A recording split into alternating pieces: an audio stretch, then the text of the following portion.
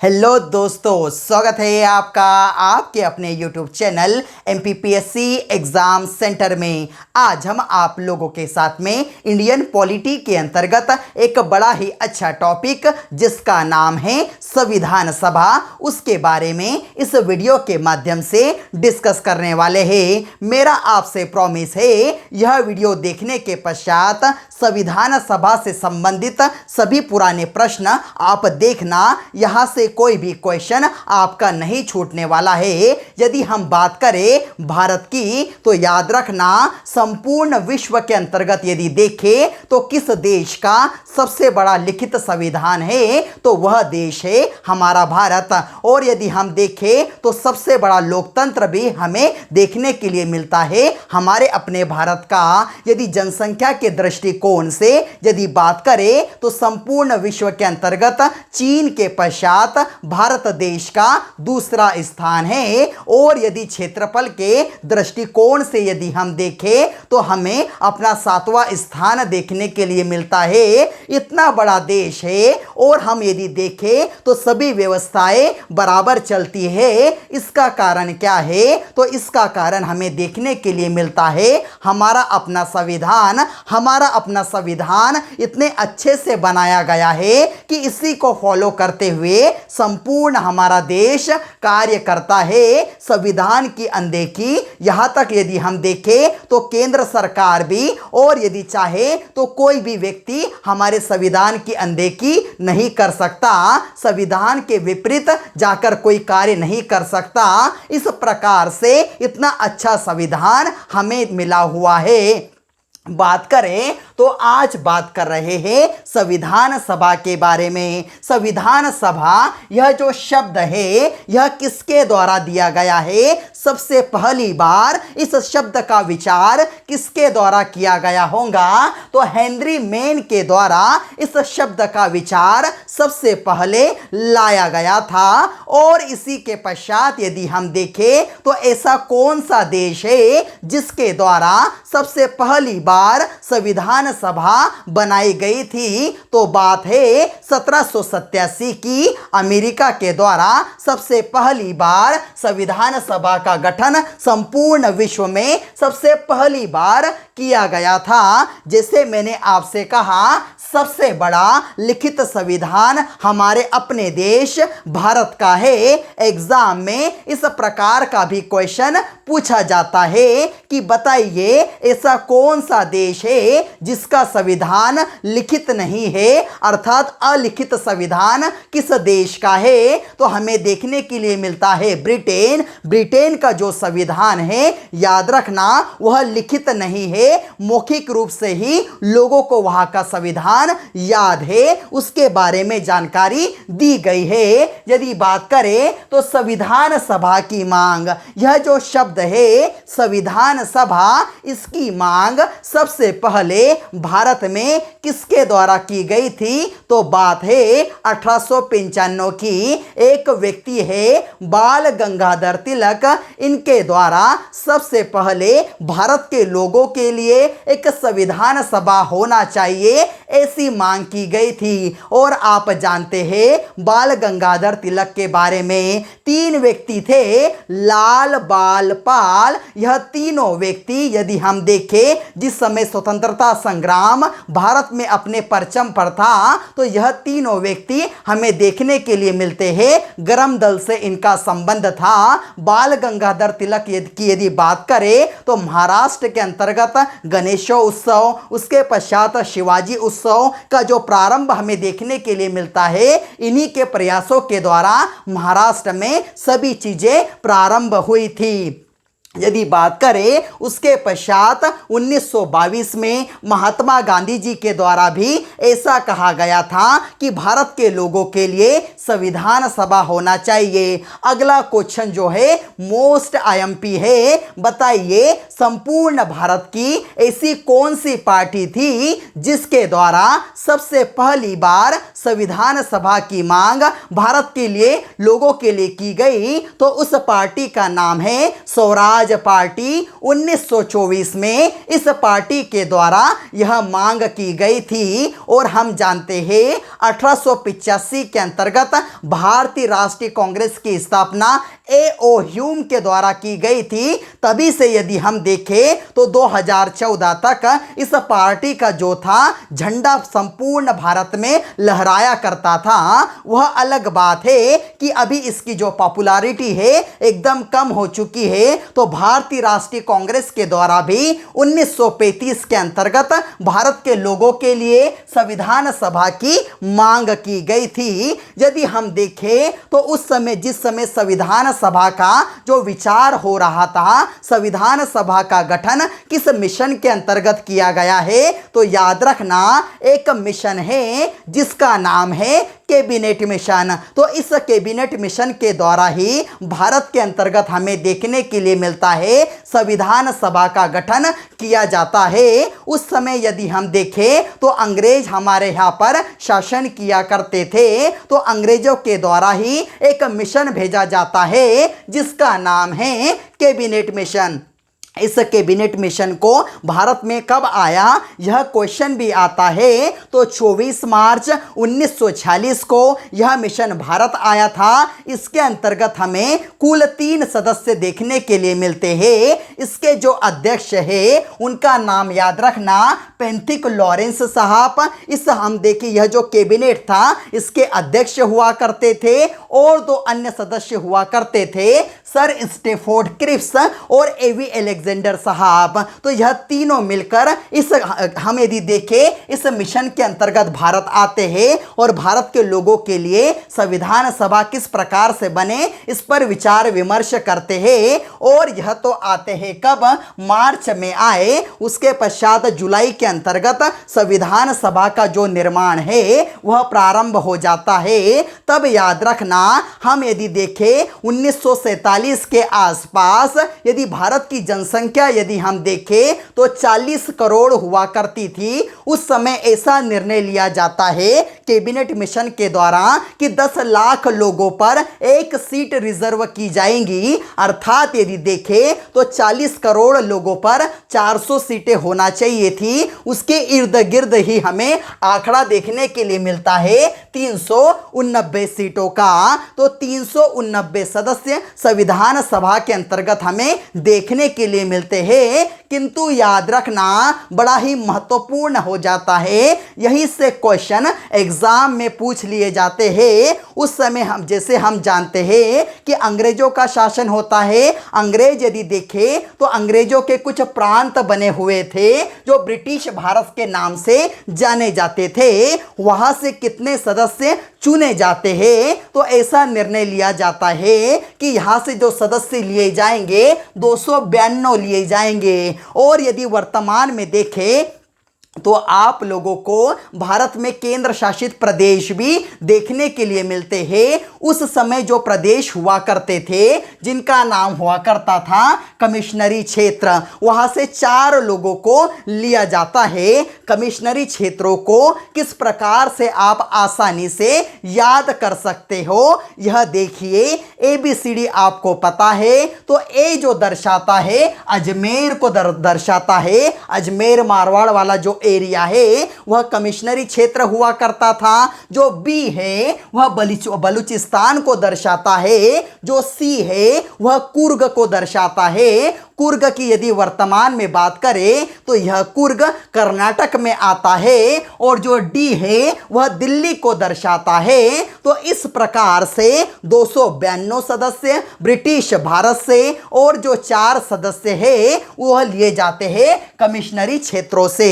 उसके पश्चात आप जानते हैं जब हमारा भारत आजाद हो रहा था 1947 की बात है। उस समय हमारे देश के अंतर्गत कई प्रकार की देसी रियासतें हुआ करती थी। 565 देसी रियासतों को एकत्र करने का यदि कार्य हम यदि देखें तो किसके द्वारा किया गया है? उस समय के हमारे जो गृह मंत्री, सबसे ताकतवर गृह मंत्रियों में से जाने जाते हैं, सरदार वल्लभ भाई पटेल के द्वारा इन सभी देसी रियासतों को एक कर हमारे अखंड भारत का निर्माण किया गया है। और ऐसा कोई भी राज्य नहीं है और ऐसा कोई भी केंद्र शासित प्रदेश नहीं है जो भारत से कभी अलग हो सके। अर्थात हमारा भारत एक है, यही हमारे भारत की एकता की मिसाल है।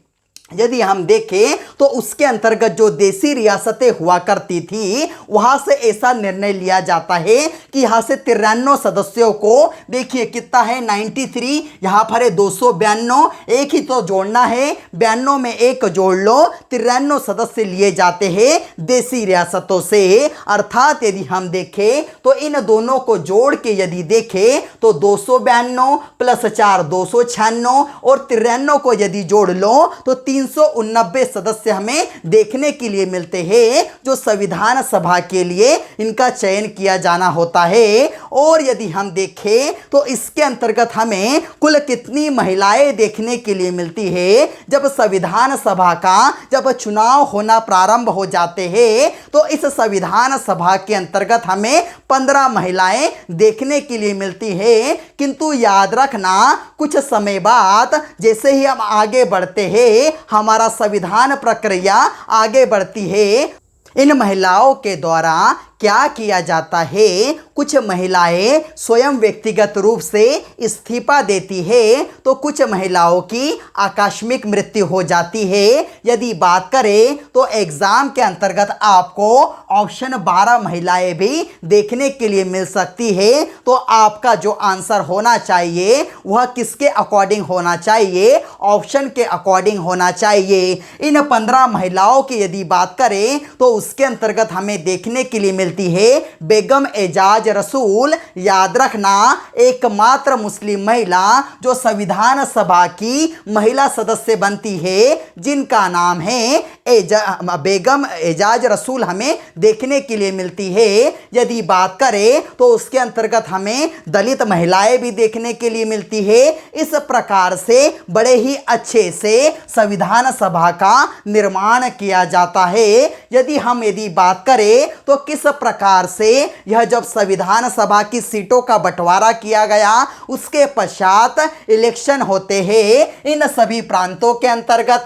ब्रिटिश भारत में कमिश्नरी क्षेत्रों के अंतर्गत यहाँ पर इलेक्शन होते हैं। और याद रखना, एक बड़ी ही महत्वपूर्ण बात बता रहा हूँ, यह जो 93 देशी रियासतें हुआ करती थी, यहाँ पर जो राजा महाराजा हुआ करते थे, वे क्या करते हैं? अपने द्वारा जिसे भी इस संविधान सभा में भेजना है उनका मनोनयन करते हैं। मोस्ट आईएमपी क्वेश्चन है कि बताइए कितने सदस्यों का मनोनयन किया गया था? तो देसी रियासतों के द्वारा 93 सदस्यों का मनोनयन किया गया था, बाकी सबका इलेक्शन हुआ था। और इस इलेक्शन के अंतर्गत यदि हम देखें तो सबसे बड़ी पार्टी बनकर उभरती है भारतीय राष्ट्रीय कांग्रेस, जिसे कुल 208 सीटें प्राप्त होती है। उस समय यदि हम देखें तो मुस्लिम लीग एक बड़ी महत्वपूर्ण पार्टी हुआ करती थी। उस समय तो पाकिस्तान भी भारत का भाग हुआ करता था।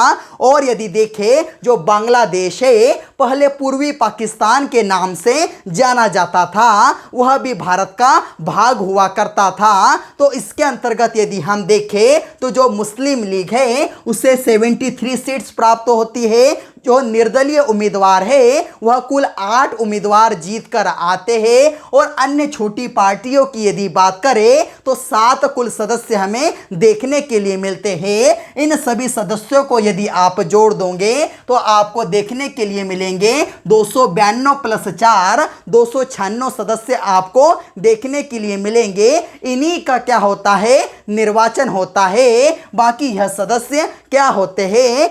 मनोनीत होते हैं। एक बात याद रखना, यह एक जो डिजिट है वह एग्जाम में पूछ लिए जाते हैं। और यदि बात करें तो धर्म विशेष की यदि बात करें तो मुस्लिम धर्म को, सिख धर्म को और सामान्य वर्ग के अंतर्गत हिंदू धर्म को यहाँ पर सम्मिलित किया जाता है इस संविधान सभा के अंतर्गत। अब यदि देखें कि सबसे पहली एक मोस्ट इंपॉर्टेंट बात है, यह जो देसी रियासत है, तो हमने देखा कई सारी देसी रियासतें हुआ करती थी, यहाँ से 93 सदस्य मनोनीत होके आते हैं, किंतु एक ऐसी रियासत है जहां से कोई भी सदस्य वहां का प्रतिनिधि इस संविधान सभा में नहीं बनता। अर्थात यदि हम देखें तो वहां से कोई भी सदस्य नहीं भेजा जाता। उस रियासत का नाम है हैदराबाद रियासत। और आप जानते हैं जिस समय हमारा भारत आजाद हो जाता है तो हैदराबाद के अंतर्गत जो निजाम होता है वह क्या चाहता है, वह भारत के साथ में मिलना नहीं चाहता था, वह भारत से अलग अपना ही स्वतंत्र रहना चाहता था। किंतु यदि हम शक्ति देखें सरदार वल्लभ भाई पटेल की, जिनके द्वारा एक ऑपरेशन चलाया गया था, ऑपरेशन पोलो के द्वारा इस हैदराबाद रियासत को भारत का अभिन्न अंग बना लिया गया था।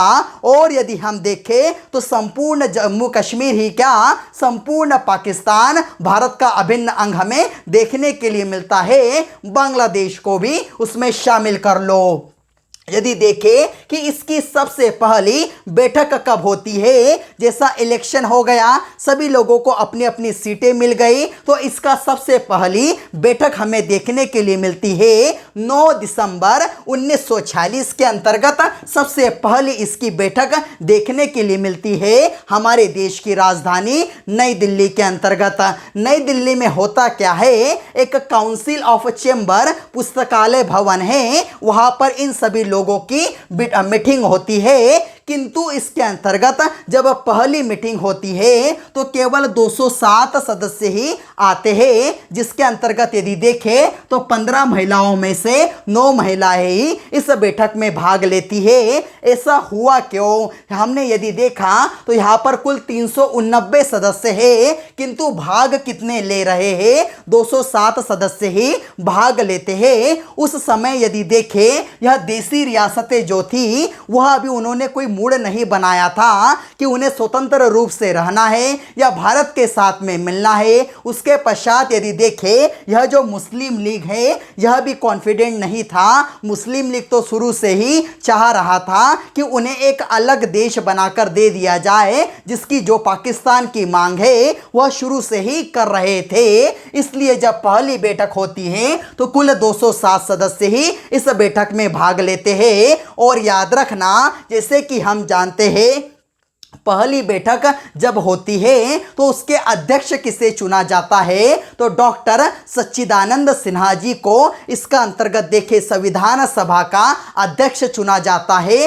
अस्थायी रूप से सबसे बुजुर्ग व्यक्ति हुआ करते थे, इन्हें ही क्यों चुना जाता है, उसका कारण यह है, उन्हें ही क्यों चुना जाता है, तो याद रखना जब फ्रांस में संविधान सभा का जब गठन हो रहा था तो उसी तर्ज पर क्या किया जाता है, जो सबसे बुजुर्ग व्यक्ति होते हैं वहां पर उन्हें चुना जाता है। तो भारत में भी यही प्रोसेस लागू की जाती है। और उस समय इसके सबसे बुजुर्ग व्यक्ति हुआ करते थे डॉक्टर सच्चिदानंद सिन्हा, उन्हें इसका अस्थायी अध्यक्ष बना लिया जाता है। उसके पश्चात यदि हम देखें तो 2 दिन बाद यदि बात करें तो 9 दिसंबर के बाद में 11 दिसंबर 1946 को संविधान सभा की अगली बैठक होती है। और इस बैठक के अंतर्गत क्या किया जाता है, संविधान सभा के स्थायी अध्यक्ष को चुन लिया जाता है, जिनका नाम है डॉक्टर राजेंद्र प्रसाद। आप जानते हो भारत के सबसे पहले राष्ट्रपति बनने का गौरव इन्हीं के नाम दर्ज है। और आपको एक बात और पता होना चाहिए, इन्हें बिहार के गांधी के नाम से भी जाना जाता है। तो यदि देखें तो यह डॉक्टर राजेंद्र प्रसाद संविधान सभा के स्थायी अध्यक्ष बन जाते हैं। और उनके साथ में 2 हमें उपाध्यक्ष भी देखने के लिए मिलते हैं, जिसके अंतर्गत पहले व्यक्ति थे H.C. मुखर्जी साहब और दूसरे थे V.T. कृष्णमाचारी साहब। एग्जाम में पूछा जाता है कि बताइए संविधान सभा का जिस समय गठन किया गया उस समय तो अध्यक्ष डॉक्टर राजेंद्र प्रसाद थे, किंतु अन्य दो उपाध्यक्ष कौन बने थे? तो सबसे पहले व्यक्ति बने थे H.C. मुखर्जी साहब, याद रखना, और दूसरे बने थे V.T.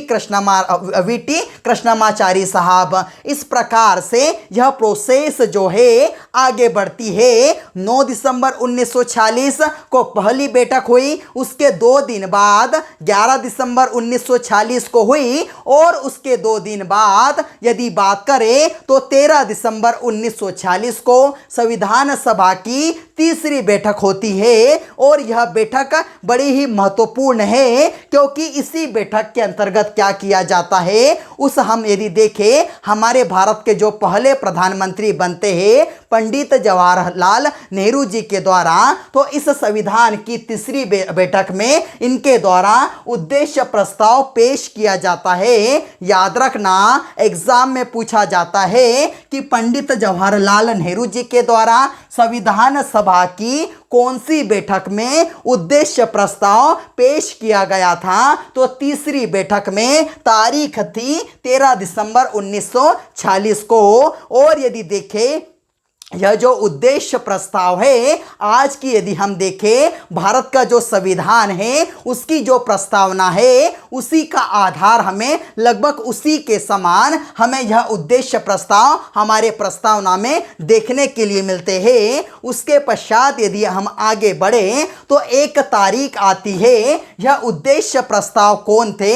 यह जो उद्देश्य प्रस्ताव है, इन उद्देश्य प्रस्तावों को जब इनके द्वारा पेश किया जाता है तो उससे क्या किया जाता है, पारित नहीं किया जाता। उस समय एंट्री हो जाती है इस संविधान सभा के अंतर्गत जिन्होंने संविधान का निर्माण किया है, डॉक्टर बाबा साहेब अंबेडकर जी की। जैसे ही उनकी एंट्री यहाँ पर होती है तो वह क्या कहते हैं कि वह कहते हैं कि कुल सदस्य यहाँ पर अभी आए नहीं हैं, अर्थात हम यदि देखें तो 207 सदस्य ही यहाँ पर पहुँचते हैं, कम सदस्य पहुँचते हैं। तो वह ऐसा मन बनाते हैं कि जब भी यह सारे सदस्य यहाँ पर आ जाएंगे, हम सभी को कन्विंस जब कर लेंगे तो इस उद्देश्य प्रस्ताव को पारित कर दिया जाएगा। तो अगली तारीख आती है, याद रखना, यह तारीख भी एग्जाम में पूछ ली जाती है। 22 जनवरी 1947 को इस उद्देश्य प्रस्ताव को पारित किया जाता है।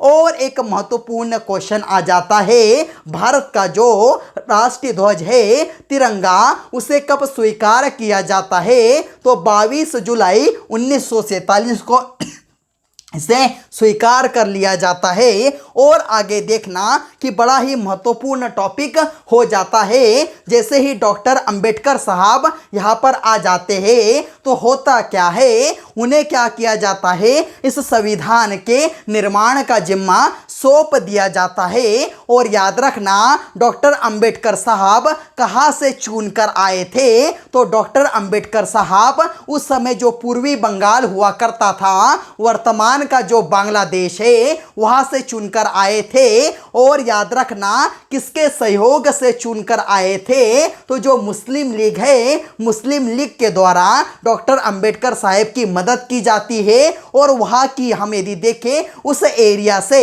जिसका नाम है जेसुर खुलना, पश्चिम बंगाल के अंतर्गत, अर्थात हम देखें पूर्वी बांग्लादेश के अंतर्गत जो एरिया था वहां से चुनकर आए थे। वह एरिया पहले कहां पर हुआ करता था? तो पश्चिम बंगाल में हुआ करता था। एग्जाम में ऐसा ही प्रश्न पूछा जाता है कि संविधान सभा में डॉक्टर अंबेडकर साहब कहां से निर्वाचित होकर आते हैं? तो आपका आंसर होना चाहिए पश्चिम बंगाल। उसके पश्चात एक व्यक्ति है केवी राव साहब क्या बोलते हैं, जैसे ही वह संविधान का निर्माण करने आते हैं तो उन्हें संविधान का सब लोग जनक कहना शुरू कर देते हैं। तो केवी राव साहब कहते हैं कि डॉक्टर अंबेडकर साहब सिर्फ संविधान के जनक ही नहीं, जननी के रूप में भी यह कार्य करने वाले हैं।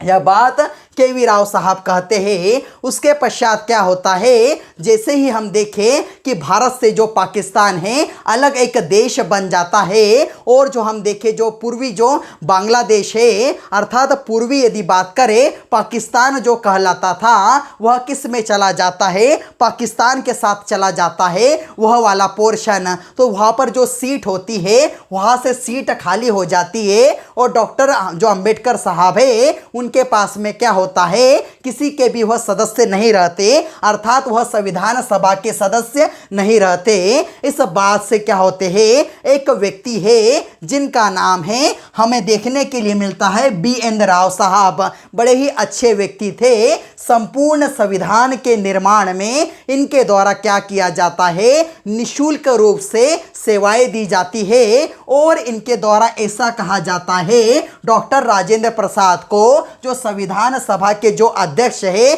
उन्हें कहा जाता है कि इस संविधान के निर्माण में सबसे बड़ा जो योगदान होने वाला है, सबसे ज़्यादा जो क्रेडिट है, सबसे ज़्यादा यदि कोई होशियार आदमी यदि है तो वह है डॉक्टर भीमराव साहेब अंबेडकर जी। तो क्या किया जाता है, उनको किसी ना किसी प्रकार से यहाँ पर लाया जाए, इस संविधान सभा का मेंबर बनाया जाए। तो उस समय एक व्यक्ति होते हैं बीजी खेर साहब। उस समय जो बॉम्बे के अंतर्गत यदि हम देखें तो वहाँ के मुख्यमंत्री भी रहते थे, अलग एक प्रकार का एरिया होता था, तो वहाँ के प्रधानमंत्री भी रहे थे बीजी खेर साहब। बीजी खेर साहब से बात करते हैं तो बीजी खेर साहब क्या करते हैं, एक व्यक्ति है एम.आर. जयकर की सीट खाली करवाते हैं, और यह सीट किसे दी जाती है, डॉक्टर अंबेडकर साहब को दी जाती है। इस प्रकार से डॉक्टर अंबेडकर साहब क्या करते हैं, इस संविधान सभा के बॉम्बे से सदस्य बन जाते हैं। इसलिए एग्जाम में कंफ्यूजन वाले क्वेश्चन पूछ लिए जाते हैं। उनका याद रखना, सबसे पहली बार निर्वाचन हमें देखने के लिए मिलता है पश्चिम बंगाल से देखने के लिए मिलता है। अब यदि हम देखें तो हमें देखने के लिए मिलता है प्रारूप समिति। प्रारूप समिति भी बड़ी महत्वपूर्ण हो जाती है। जैसे ही वह आते हैं तो प्रारूप समिति का गठन हमें देखने के लिए मिलता है। इस प्रारूप समिति के इस संविधान सभा को निर्माण करने के लिए कई प्रकार की समितियां बनाई जाती है। कुल 16 समितियां बनाई गई थी। जैसे संचालन समिति के जो अध्यक्ष हुआ करते थे, हम देखें डॉक्टर राजेंद्र प्रसाद हुआ करते थे। उसके पश्चात एक संघ समिति के अध्यक्ष हमें देखने के लिए मिलते हैं जवाहरलाल नेहरू हुआ करते थे। सभी प्रांतों को जोड़ने वाली जो समिति बनाई गई थी उसके अध्यक्ष सरदार वल्लभ भाई पटेल हमें देखने के लिए मिलते हैं। इस प्रकार से कई प्रकार की समितियां बनाई जाती है, और एक सलाहकार समिति भी बनाई जाती है। तो सलाहकार समिति के अध्यक्ष हमें देखने के लिए मिलते हैं जिनका नाम है बी.एन. राव साहब। इन्हीं बी.एन. राव साहब के द्वारा हम यदि देखें जो प्रारूप समिति है, जिसे पांडुलेखन समिति या मसौदा समिति के नाम से भी जाना जाता है, इंग्लिश में कहें तो ड्राफ्टिंग कमेटी के नाम से भी जाना जाता है, उसका जो प्रारूप है उसकी ड्राफ्टिंग किसके द्वारा तैयार की गई थी, तो बी.एन. राव जी के द्वारा तैयार की गई थी। और याद रखना उसके अध्यक्ष कौन बने थे, तो अध्यक्ष में डॉक्टर अंबेडकर साहब इस प्रारूप समिति के अध्यक्ष बने थे। यह तैयार कब की जाती है, तो बात है 29 अगस्त 1947 को, आज़ादी के थोड़े ही दिन बाद अर्थात 14 दिन बाद यह प्रारूप समिति तैयार की जाती है। ड्राफ्ट याद रखना किसके द्वारा, बी.एन. राव साहब के द्वारा तैयार किया गया था, और अध्यक्ष बनते हैं डॉक्टर अंबेडकर साहब। इस प्रकार से जैसे ही ड्राफ्टिंग कमेटी बनती है तो संविधान निर्माण की जो प्रक्रिया है वह जोरों शोरों से कार्य में आ जाती है, और संविधान निर्माण बनना शुरू हो जाता है। जैसे ही संविधान का निर्माण होना शुरू हो जाता है तो अधिवेशन की बात करें कि कई प्रकार के अधिवेशन आयोजित किए जाते हैं। एग्जाम में पूछा जाता है संविधान सभा का जब निर्माण हो रहा था तो कुल कितने अधिवेशन हुए थे, तो कुछ किताबों के अंतर्गत आपको 11 देखने के लिए मिलेंगे, तो कुछ किताबों के अंतर्गत आपको 12 देखने के लिए मिलेंगे। तो याद रखना वह कुल 12 ही है। एक अधिवेशन हुआ था जो संविधान जिस समय पूरा तरीके से बन गया था, उस अधिवेशन की जो तारीख है 24 जनवरी 1950 है। इस अधिवेशन को यदि जोड़ लिया जाए तो कुल 12 अधिवेशन हुए थे। यह जो तारीख है 24 जनवरी 1950 बड़ी ही महत्वपूर्ण हो जाती है। इसी तारीख को हमारा यदि देखें भारत का राष्ट्रीय गीत, भारत का राष्ट्रीय गान, और यदि देखें तो जो व्यक्ति है हमारे डॉक्टर राजेंद्र प्रसाद, उन्हें संविधान सभा के द्वारा हम यदि देखें तो क्या चुन लिया जाता है, राष्ट्रपति चुन लिया जाता है। और वह 1952 तक वैसे ही हम देखें संविधान सभा के द्वारा चुने हुए राष्ट्रपति के रूप में कार्य करते हैं। और यदि हम देखें उसके पश्चात 1952 में क्या होते हैं, आम चुनाव होते हैं, और वहाँ से वह क्या हो जाते हैं, फिर पूरी तरीके से निर्वाचित हो जाते हैं, और 1962 तक हमारे देश के राष्ट्रपति रहते हैं। इस प्रकार से आपको पता होना चाहिए। ऐसा एक बार बार परीक्षा में प्रश्न भी पूछ लिया जाता है, क्या संविधान सभा के द्वारा एकदम प्रत्यक्ष रूप से हम देखें डॉक्टर राजेंद्र प्रसाद को क्या इसका अध्यक्ष चुन लिया गया था क्या, क्या राष्ट्रपति बना दिया गया था क्या? तो याद रखना इनके अगेंस्ट एक व्यक्ति थे जिनका नाम है केटी शाह साहब। केटी शाह साहब ने भी क्या किया था, राष्ट्रपति बनने के लिए अपना जो पर्चा भरा था, किंतु विजय किसकी हुई थी, जो संविधान सभा के सभी लोगों ने किससे बनाने के लिए बेटर समझा, भारत का राष्ट्रपति डॉक्टर राजेंद्र प्रसाद साहब को ही बनाया था। उसके पश्चात जैसे ही संविधान निर्माण प्रारंभ हो जाता है, उसका वाचन शुरू हो जाता है। तो वाचन हमें याद रखना कुल 3 प्रकार के वाचन इस संविधान सभा के निर्माण होने के पश्चात किए गए थे। और उसके अंतर्गत यदि हम देखें तो सबसे बड़ा जो लंबा वाचन चला था वह दूसरे नंबर का जो वाचन था, सबसे लंबा वाचन था। और यदि बात करें तो उस समय 6.5 करोड़ रुपए संविधान निर्माण के अंतर्गत लगे थे। कई सारे देशों का जो अध्ययन करने के पश्चात लगभग हम यदि देखें तो 93 देशों का अध्ययन करने के पश्चात, उन देशों के संविधानों को देखने के पश्चात इतना अच्छा संविधान हमारे भारत का निर्माण किया गया है, इसमें कहीं से कहीं तक कोई कमी नहीं है। संपूर्ण लोगों के लिए बड़े ही व्यवस्थित रूप से इसे तैयार किया गया है।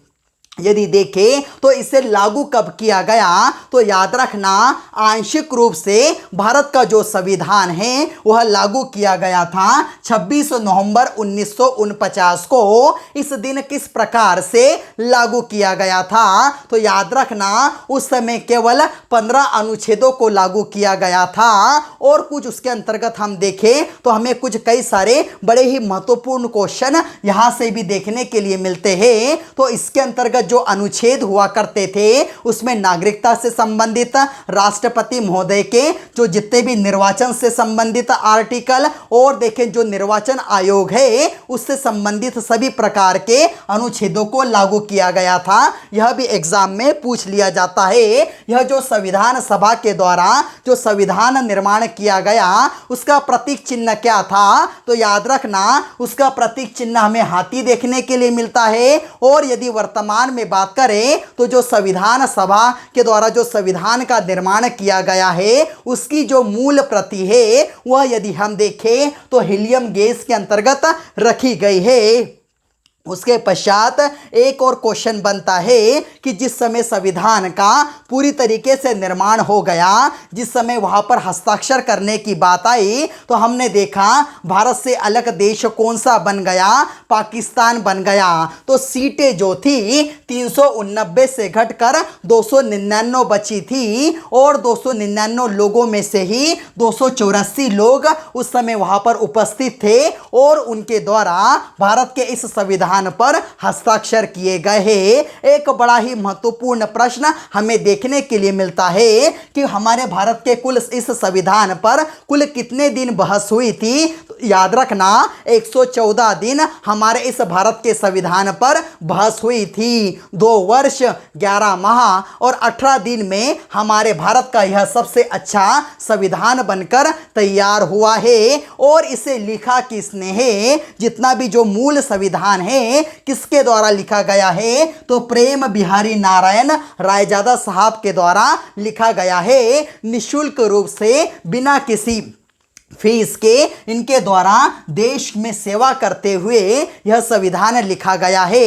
यह भी एग्जाम में पूछा जाता है। इनके यदि परिवार की यदि बात करें तो इनके जो माता पिता है इनके बचपन के अंतर्गत ही इनकी मृत्यु हो गई थी। इनके दादाजी के द्वारा इनका पालन पोषण किया गया था और इनकी जो कैलीग्राफी थी बड़े ही अच्छे और सुंदर तरीके से लिखा करते थे। इसलिए इन्हीं के द्वारा भारत का संविधान ऐसा कहा जाता है। पंडित जवाहरलाल नेहरू के द्वारा स्वयं इनके घर पर जाकर इनसे आग्रह किया गया कि आप भारत के संविधान को लिखो, तो इनके द्वारा ऐसा लिखा गया है। और एक व्यक्ति हमें देखने के लिए मिलते हैं जिनका नाम है नंदलाल बोस।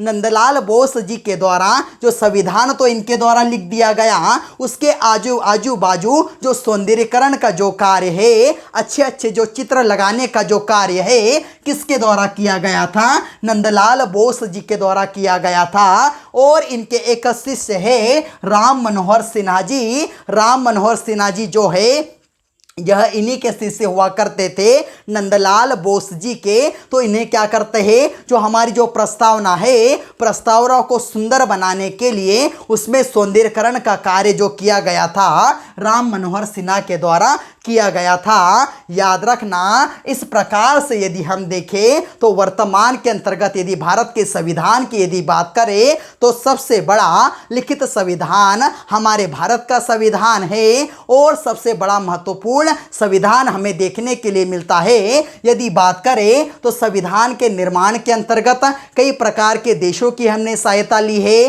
जैसे अमेरिका के अंतर्गत किस प्रकार से संविधान निर्माण हुआ, जर्मनी है, उसके पश्चात कई सारे देश जैसे कनाडा है, यह सभी देश हमें देखने के लिए मिलते हैं। इनके अंतर्गत किस प्रकार से संविधान को बनाया गया है, उसकी छाप हमें देखने के लिए मिलती है भारत के इस संविधान पर।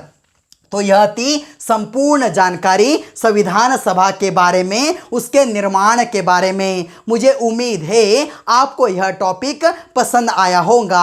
आप एक इसका स्क्रीनशॉट भी ले सकते हैं और अपने अच्छे नोट्स प्रिपेयर कर सकते हैं। यदि आप लोगों को हमारा यह वीडियो अच्छा लगा हो तो इस वीडियो को ज़्यादा से ज़्यादा लाइक कीजिए, अपने दोस्तों के साथ शेयर कीजिए और हाँ, चैनल को सब्सक्राइब जरूर करना, जिससे क्या हो सके आप लोगों को हमारी आने वाली नोटिफिकेशन प्रॉपर वे में मिल सके। जय हिंद।